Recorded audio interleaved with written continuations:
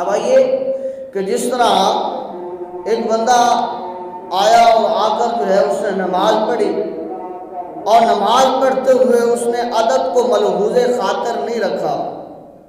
اس نے دیکھا کہ بڑے بزرگ بیٹھے ہیں اور وہ آیا اور آ کر جو ہے وہ انہیں دائیں بائیں کرتا ہوا بیچ میں گھس کے بیٹھ گیا، کیا کرنے کہ میں بھی اللہ کا نام لینے آیا ہوں، نماز پڑھنے آیا ہوں، تو اس نے بزرگوں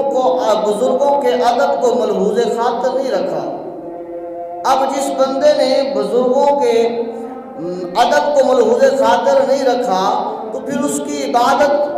کیسے جو ہے اس کی عبادت میں جو ہے وہ لذت پیدا ہوگی، کس طرح اس کی عبادت میں اسے سرور آئے گا، کس طرح جو ہے وہ اس کے بگڑے کام سنور کے، یہ ممکن نہیں ہے، ناممکن سا۔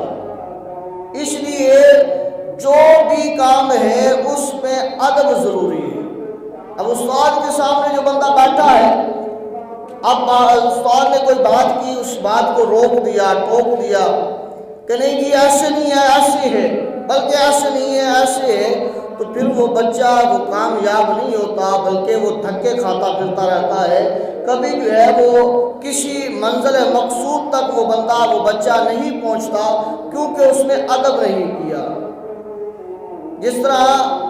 با ادب با نصیب، اسی طرح بے ادب بے نصیب۔ جو بندہ ادب کرتا ہے اس کو ہی کامیابی ملتی ہے۔